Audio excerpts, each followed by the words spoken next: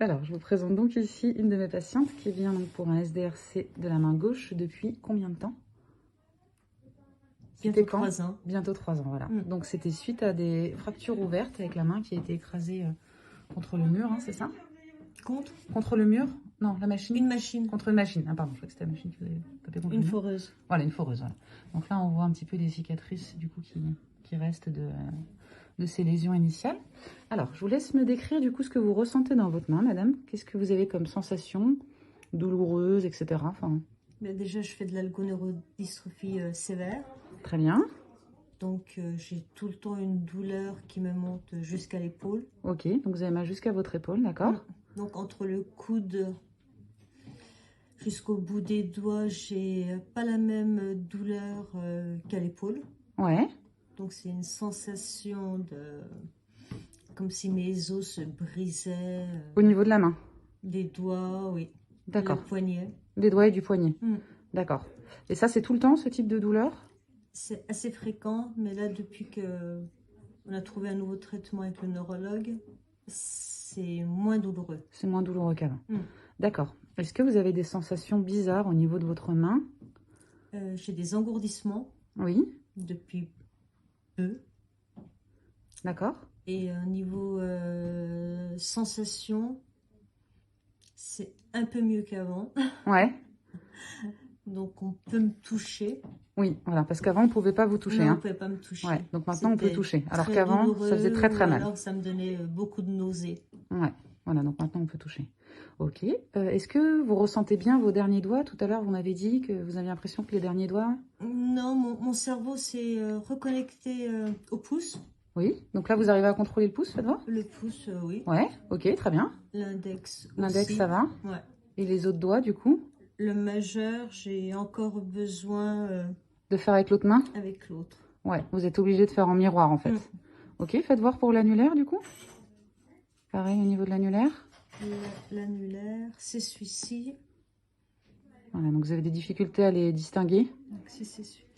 Tout à l'heure, vous m'avez dit que vous aviez l'impression que les 3 derniers doigts, c'était le même doigt. Quand je les vois pas, j'ai l'impression que c'est voilà, c'est tous les mêmes. Ouais, vous avez du mal à les distinguer. Et en plus, les 3, là, sont en train de me faire des choses assez spéciales. Ouais, ils partent un peu dans tous les sens. En effet, c'est vrai qu'ils font des trucs un peu bizarres. D'accord. Donc, j'ai du mal à les contrôler. D'accord. Et quand vraiment que je les regarde. Voilà, vous êtes obligé de les regarder pour les contrôler. Ok. Si je les vois pas, je sais même pas qu'ils existent. D'accord. Vous savez pas qu'ils existent si vous les voyez pas. Par contre, quand on fait des exercices ensemble, quand vous les touchez, en fait, j'ai l'impression qu'ils font qu'un, en fait. Ouais, d'accord.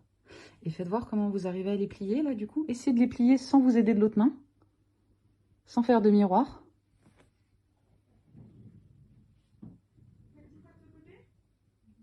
Ok, donc là, l'index, il y va bien. J'ai besoin de... Ouais, et là, vous êtes obligé de faire avec l'autre main, du coup? Ouais, l'index, je le fais, mais... L'index, il va tout seul, et les autres, vous êtes obligé de vous servir de l'autre main. Voilà, et allez-y, je vous laisse essayer de plier le plus possible. Et là, le majeur, il veut pas. Donc là, on voit que le majeur, il se met en hyper extension au niveau de l'IPP, comme on peut le voir dans les hémiplégies. Donc, on fait un petit massage comme ça, pour essayer de le plier. Voilà, et là, il veut bien, du coup. En fait, c'est un peu comme si votre main, elle faisait un peu sa vie toute seule, c'est ça? Voilà. Ok, je vois. D'accord, et allez-y, essayez de plier. Ça y est. Voilà, ça y est, là, il veut bien.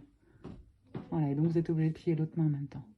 Par contre, voilà, il y a le petit doigt qui... Voilà, et le petit doigt, il fait encore un peu sa vie. Ok.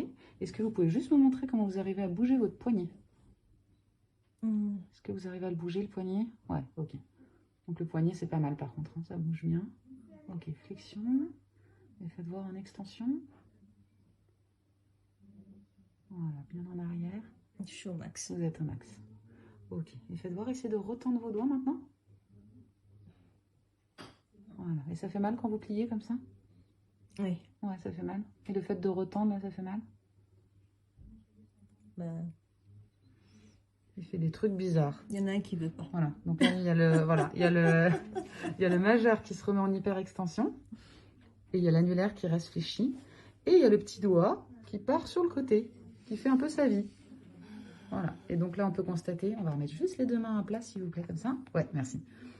On peut constater quand même qu'il y a une amyotrophie des interosseux, et notamment au niveau du premier interosseux dorsal. Ici, on voit que la main, elle est un petit peu plus maigre à gauche qu'à droite. Comment vous la percevez, votre main? Vous avez l'impression qu'elle est comment, si vous pouviez me la décrire? Je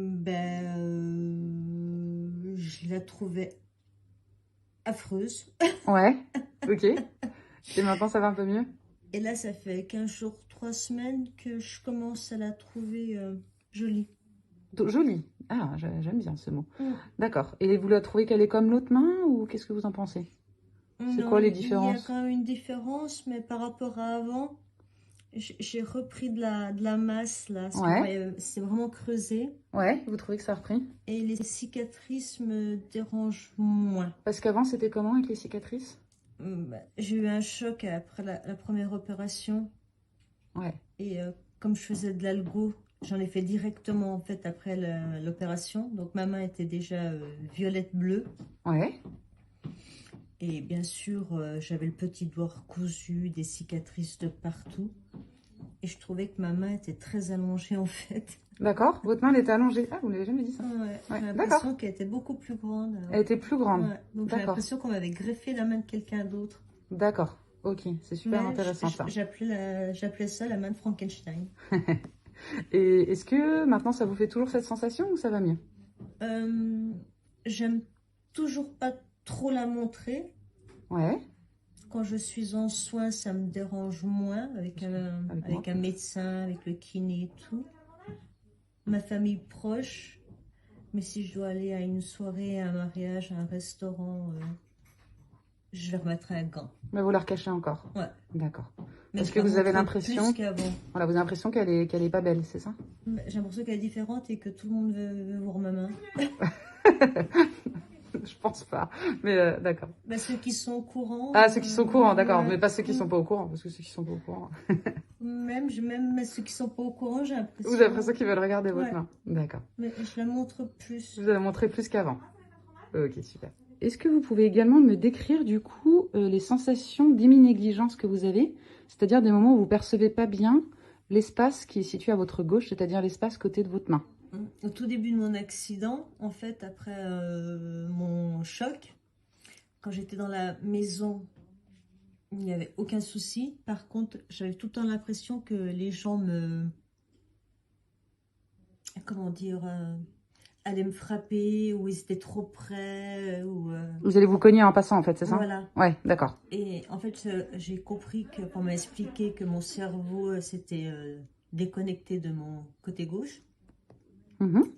Et quand j'étais dehors, en fait, j'étais complètement déphasée. Parce que comme il n'y avait pas de mur ni quoi que ce soit. Il n'y avait pas de repère. Et comme j'avais plus de sensations dans le bras ni dans la main, j'avais plus les capteurs sensoriels qui marchaient. En fait, j'étais complètement perdue. Je ne savais pas de quel côté tourner ni où aller. D'accord. Donc ça a duré 1 an et demi. J'étais obligée de m'accrocher au bras de quelqu'un.